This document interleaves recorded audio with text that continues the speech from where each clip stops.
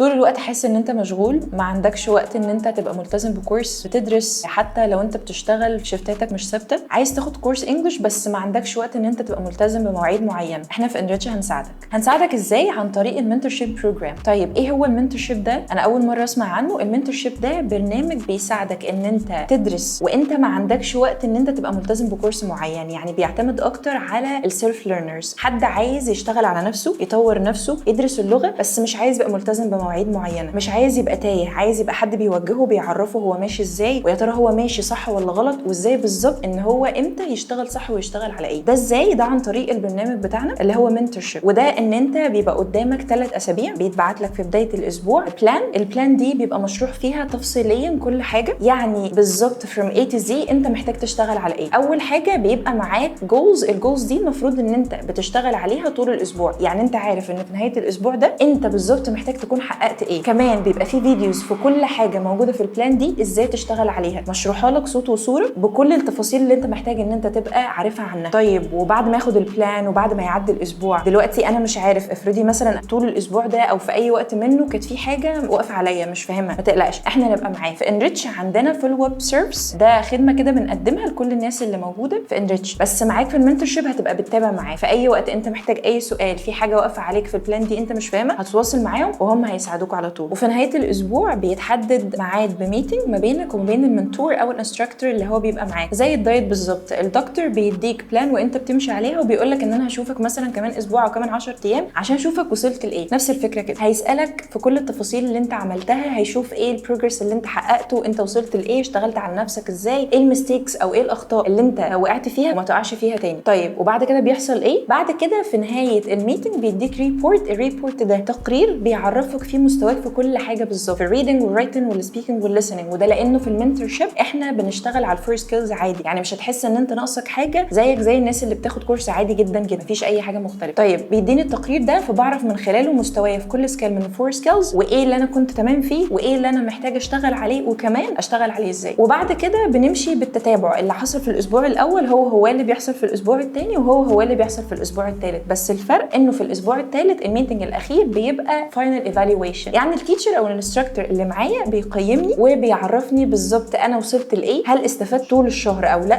ولو انا استفدت الاستفاده الكافيه بقدر ان انا اباس واعدي للمستوى اللي بعده، ولو انا احتجت ان انا اعيد الشهر ده تاني بقدر اعيده، لان الفكره كلها اهم حاجه انه انا ابقى قدرت احقق الاستفاده دي واشتغلت على كل حاجه وحسيت ان انا اللغه بتاعتي اتطورت.